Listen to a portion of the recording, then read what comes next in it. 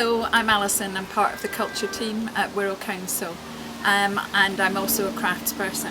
I'm working with the friends at Port Sunlight River Park to work on their new heritage project, which is looking back at the park to when it was a landfill site and looking at all the things that went into the landfill.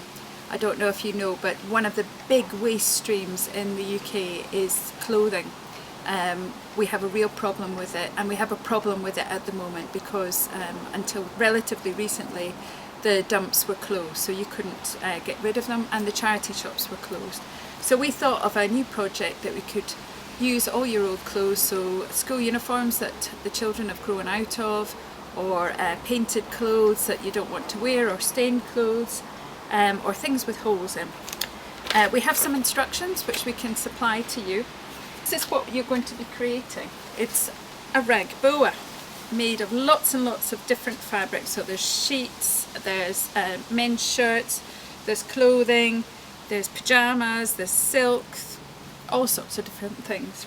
But it all starts with a long piece of fabric. So I have an old single bed sheet here, and I'm going to cut a long strand. So I'm going to make one cut just with kitchen scissors, and then I'm going to rip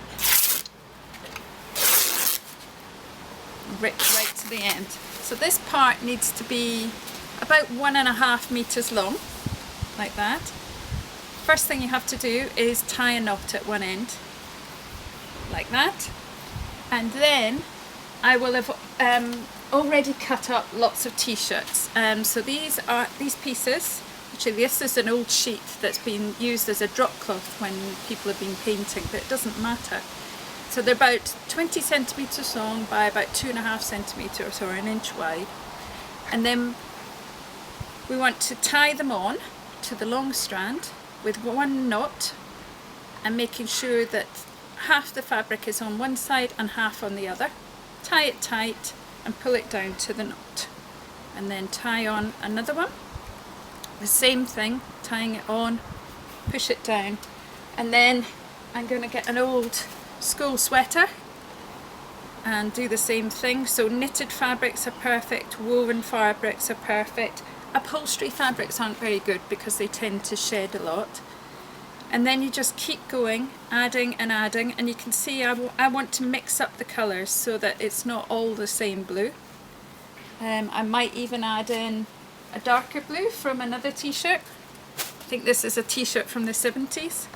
And don't worry that it might have a design on it, it doesn't really matter. And then you just keep going and keep going. It doesn't look very much at the moment, but once you're done, it will look like this. And we've chosen blue to reflect the River Mersey and the beautiful skies that you can see from the river park. Another colour that we'd like to see is green, to reflect the grass and the leaves in the park. The park is very beautiful and has different sort of areas. There's a grassy area, so we want to do something that reflects the brown of the grass and the brown of the bark of the trees and of the earth. So we've got green, blue, brown, and then we thought we would do one that was multicoloured to reflect all the rubbish that had gone into the landfill, which the park is made upon, and also to show all the different coloured clothing that people wear when they come to Port Sunlight River Park. So if you keep going and keep going and keep going, tying the knots on, you'll reach the other end and tie a final knot, and then you'll have made your rag boa. And then we'd love you to get in touch with Oral History psrp@outlook.com and let us know that you've made it, and then we'll give you instructions where to drop it off, because we're planning to have an exhibition with all the boas hanging in the Heritage Centre at Port Sunlight River Park. And we'd love the women from Tomorrow's Women, Wirral, to come and visit the park. It's a beautiful space and it has amazing views across to the other side, to Liverpool. So thank you for your time, and I hope you enjoy the project.